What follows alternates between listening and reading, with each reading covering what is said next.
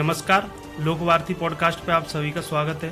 साथियों, आज हम लोकवार्ती का पॉडकास्ट शुरू करने जा रहे हैं। मैं हिमेश बिथरिया आपके बीच में। आज इसकी शुरुआत के लिए जंगल बाबा हनुमान जी की आशीर्वाद से, कृपा से हमारे साथ जंगल वाले बाबा हनुमान जी के महंत मंच पर उपस्थित हैं। महाराज जी, आपको प्रणाम। जय सिया राम। आपका बहुत बहुत स्वागत है लोकवार्ती पॉडकास्ट पर। महाराज जी, मैं आपसे जानना चाहूँगा, अभी जो जंगल वाले बाबा हनुमान जी का क्या महत्व है, इसके बारे में आप जानकारी थोड़ी दीजिए। देखो, जंगल वाले हनुमान जी महाराज जहाँ विराजमान है वहाँ थोड़ा सा जंगल, एक पूरा ऐसा जंगल हुआ करता था कि जंगल के अंदर एक टूरिस्ट ऑफिस बना हुआ था। तो टूरिस्ट ऑफिस के अंदर हनुमान जी महाराज विराजमान थे। एक ही गेट हुआ करता था। उस गेट के अंदर आप देखते थे कि बाहर से कभी निकलते होगे तो एक टूरिस्ट ऑफिस का गेट और उसके अंदर श्री हनुमान जी महाराज विराजमान। तो गुरुजी, आदरणीय गुरुजी आते थे साइकिल से, वहाँ पे साइकिल से हम उनको छोड़ने आते थे वहाँ पे। तो फिर वो जंगल में हनुमान जी, रास्ता बहुत कठिन थी वहाँ पे, क्योंकि गोखरू के छोटे छोटे पेड़ निकले हुए थे जो चप्पलों से भी ऊपर होकर बाहर निकल जाते थे। कई बार ऐसा होता था कि हम पहले वो निकालते थे, गुरुजी के लग जाती थी। फिर धीरे धीरे मंदिर पहुंचे। मंदिर में पानी की व्यवस्था नहीं, बिजली की व्यवस्था नहीं, किसी चीज़ की व्यवस्था नहीं होती थी, सिर्फ पत्थर निकले होते थे वहाँ पे। तो वो जंगल में, और फिर वहाँ नीलगाय और तुम्हारे घेदुए, कांटे वाले जो चूहे, वो सब ऊपर मंदिर पर रहते थे, और सांप आदि उसमें मंदिर के आसपास घूमते रहते थे। तो वहाँ हनुमान जी थे, तो इसलिए उनका नाम जंगल वाले हनुमान जी पड़ा। महाराज जी, इस पीठ के साथ में आपकी आध्यात्मिक यात्रा, जो मैं इसके बारे में जानना चाहूँगा, कैसे शुरू हुई? हमारी आध्यात्मिक यात्रा ऐसे शुरू हुई कि आदरणीय श्री गुरुजी को साइकिल से बैठा के हम घर से ले आया करते थे। हमारे पिताश्री बोलते, चल भाई चलो, हमको मंदिर छोड़ के आओ। तो हम क्या करते थे कि मंदिर उनको साइकिल पे बैठाया, साइकिल से चला के पीछे बैठा के, और रास्ता ऐसा कठिन था तो कई बार गाड़ी पंचर भी हो जाया करती थी, क्योंकि जंगल था, जंगल वाले हनुमान जी। तो हम जो सोचते थे गाड़ी वहीं बाहर खड़ी कर देते थे। चुपचाप गुरुजी को पैदल ले आके मंदिर छोड़ते थे, और मंदिर छोड़ के थोड़ी देर रुक के गुरुजी में पूजा करते थे। हवन कुंड हुआ करता था, वहाँ हवन करते थे। तो हमारी आध्यात्मिक यात्रा हम अपने घर से शुरू करते हैं कि हाँ चलो आज जंगल वाले हनुमान जी पर चल रहे हैं। तो जंगल वाले हनुमान जी वहाँ छोड़ के, और जब वो हमको कहते थे कि ले आओ, तो हम उनको ले आते थे। महाराज जी, मैं एक प्रश्न युवाओं को लेकर के पूछना चाहूँगा। आज का जो युवा है वो भटका हुआ है, तो हनुमान जी के चरित्र से उसको क्या सीख लेनी चाहिए? हनुमान जी के चरित्र से उसको ये सीख लेनी चाहिए, पहले तो अपने माँ बाप का कहना मानना चाहिए कि आप कहीं भी जा रहे हो, किधर भी जा रहे हो। आजकल मोबाइल फ़ोन भी हम सब यूज़ करते हैं, तो उस मोबाइल फ़ोन से हमें लोकेशन क्रिएट करनी चाहिए, घर वालों को भी और अपने मोबाइल पे भी, कि हमारा बच्चा कहाँ जा रहा है, किधर जा रहा है, मंदिर जा रहा है कि कहीं किसी और जा रहा है। तो माँ बाप इस चिंता से दूर रहेंगे कि हाँ इस लोकेशन पे हमारा बच्चा है। जैसे हनुमान जी महाराज सब चीज़ का ध्यान रखते थे, सारे भक्तों का ध्यान रखते हैं, अपने आराध्य श्री राम जी का ध्यान रखा उन्होंने। तो हनुमान जी की पूजा हमको ये सिखाती है कि हमें अपने माँ बाप की सेवा करनी चाहिए, अपने गुरुओं की सेवा करनी चाहिए, हमें अपनी बहनों का ध्यान रखना चाहिए। तो हमारे हनुमान जी महाराज और जितने भी हनुमान जी आप लोग मंदिर जाते हैं, तो युवाओं को ये सीखना चाहिए कि जैसे हनुमान जी हमारे संयम से काम करते हैं, ऐसे हमें भी संयम से काम करना चाहिए। हमारे समाज की एकता और समरसता को लेकर के संतों की क्या अहम भूमिका होती है, थोड़ा ये?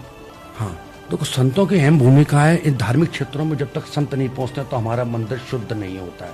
हमें हमेशा ये देखना चाहिए, अगर हम मंदिर पे है तो बाहर के जितने महामंडलेश्वर है अपने अपने मठों में, उनको अपना निमंत्रण देना चाहिए कि हमारे यहाँ आज ये कार्यक्रम है, आज हमारे ये। तो संतों के आगमन से, मंदिर पे प्रवेश करने से हमारा मंदिर बहुत शुद्ध होता है, क्योंकि महामंडलेश्वर है। महामंडलेश्वर से बड़ी पदवी संतों की कोई नहीं होती है। और महामंडलेश्वर जितने मंदिरों पे अगर आते हैं तो हमको ऐसा लगता है कि खुद ठाकुर जी आ गए। और एक संत के मंदिर पे आने से हम जो भी पूजा पाठ कर रहे हैं, हमारी पूजा पाठ कारगर होती है। चाहे भले ही हम कोई भी पाठ कर रहे हैं, और अगर कोई संत हमारे मंदिर पे आ रहा है तो हमारा कर्तव्य बनता है कि हम सब चीज़ छोड़ के उस संत की आवभगत करें, उसको आसन दें, उसको बैठाएं, उसके जलपान की व्यवस्था करें। तो हमारी पूजा पूरी कंप्लीट मानी जाएगी अगर हमने किसी संत की सेवा करी जीवन में। महाराज जी, एक प्रश्न में पर्यावरण को लेकर के पूछना चाहूँगा। जंगल वाले बाबा हनुमान जी प्रकृति के बीच में बसे हुए हैं पूरे तरीके से। वन खंड एक तरह से जंगल बोलते हैं, जब भी उसका नाम जंगल है। हाँ। तो पर्यावरण को लेकर के आप क्या संदेश देना चाहोगे? पर्यावरण को लेकर ये देखना चाहिए, आजकल हम जमुना जी का इतना अभियान चल रहा है, और पूजा पाठ की चीजें हम कहाँ डाल रहे हैं।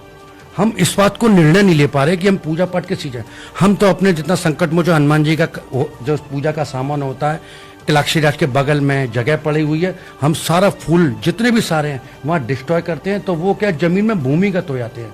तो हमें अपने जितना भी पूजा पाठ का सामान है हमको उनको ऐसी जगह पर डालना चाहिए जहाँ जमीन में वो भूमिगत हो जाए और बाहर लोग बाग उसको कचरे के रूप में किसी गंदी जगह पे नहीं पूछें। और पर्यावरण हमारा जब शुद्ध रह सकता है जब पेड़ पौधे, हर मंदिर पे हमको 10 पेड़ पौधे लगाने का संकल्प लें। और संकल्प हमें ऐसा लेना है कि 10 पौधे, अगर हर सुंदरकांड का पाठ हो रहा है मंदिर और वो हो रहा है तो हमें हर बार वहाँ लगानी चाहिए। महाराज जी, धार्मिक स्थल पर आने वाले जो लोग आते हैं धार्मिक स्थलों पर, उनको किन मर्यादाओं का पालन करना चाहिए? देखो, धार्मिक स्थल पे मैं ये बोलूँगा, वैसे तो इस समय गवर्नमेंट सारी लगी हुई है, सब लोग ये कहते हैं कि सब के ड्रेस कोड होना चाहिए, ड्रेस कोड होना चाहिए धार्मिक स्थल पर। तो ड्रेस कोड होना चाहिए, ड्रेस कोड कॉलेज में भी होना चाहिए। कॉलेज में भी ड्रेस कोड आजकल मैं जाता हूँ, मेरे बच्चे कॉलेज में पढ़े, मैं ड्रेस कोड तो है ही नहीं। तो हम धार्मिक स्थलों को क्यों इसका वो बनाते हैं? सब ये पूछते हैं कि धार्मिक स्थल पर ड्रेस कोड होना चाहिए लड़कियों का नहीं, लड़कों का भी ड्रेस कोड होना चाहिए। लड़कियां बहुत शालीनता से मंदिर आती हैं, जब भी माथा टेकती हैं पीछे हाथ रख के माथा टेकती हैं। और कभी नेकर पहन के कभी लड़कियां कभी नहीं आती, देखे होंगे आपने। और जितने लड़के आते हैं मंदिर पे, वो सारे मंदिर पर कोई नेकर पहन के आ रहा है, कोई जीन्स पहन के आ रहा है, कोई लोअर पहन के आ रहा है। पर मंदिर पर जितनी भी लेडीज आती हैं, लड़कियां आती हैं, माता बहनें आती हैं, सब सिर ढक के आती हैं और हनुमान जी के सामने इतनी शालीनता से पेश आती है, एक कि जैसे कि कोई माँ अपने बेटे के पास आई है। क्योंकि मर्यादा पुरुषोत्तम राम जी के दास रहे श्री हनुमान जी और अंजनी के लाल रहे।